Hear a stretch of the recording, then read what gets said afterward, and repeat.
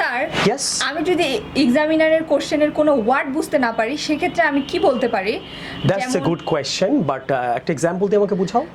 যেমন do chit-chat with your friends, এখানে আমি যদি চিটচ্যাট ওয়ার্ডটা না বুঝি সেক্ষেত্রে আমি আচ্ছা, কিভাবে চিটচ্যাট মানে আগে একটু ক্লিয়ার করি। চিটচ্যাট মানে ফ্রেন্ডদের সাথে আমরা একটু গল্পগুজব করি না, আমরা এটাকে গসিপ বলি। গসিপ মানে কারো ব্যাপারে আপনি নেগেটিভ কথা বলছেন তার পিছনে, এটাকে গসিপ বলে। So never say I gossip with my friends. Gossip with my friends মানে আপনি তার ব্যাপারে নেগেটিভ কিছু বলছেন কারো অ্যাবসেন্সে। তাহলে চিটচ্যাট মানে খোশ গল্প করা, এমনি দোষ কি অবস্থা, কোথায় যাচ্ছিস, আজকে তুই সাফেন্সে স্পোকেন আইএলটিএস কোর্স করছিস কিনা, রাইট? এটাকে চিটচ্যাট বলে। তো চিটচ্যাট মানে তো ক্লিয়ার হলো আগে, রাইট? জি স্যার। তাহলে এখন আমি তোমাকে ক্লিয়ার করি, যদি তুমি কোয়েশ্চেনের কোনো ওয়ার্ড না বোঝো, এই ক্ষেত্রে খুব দামি একটা ফ্রেজ, খুব দামি একটা প্রশ্ন করছো, তোমার এটা কাজে লাগবে এক্সামে। I am not sure what chit-chat means.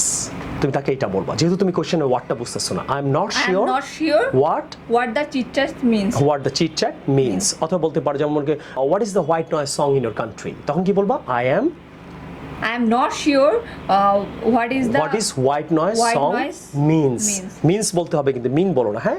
So এখন তুমি ক্লিয়ার হইছো? Yes sir. তাহলে এখন এটা একটা দারুণ কোশ্চেন ছিল না?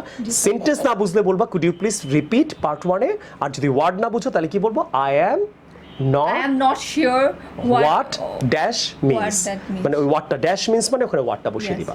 আশা করি আপনারা উপকৃত হলেন।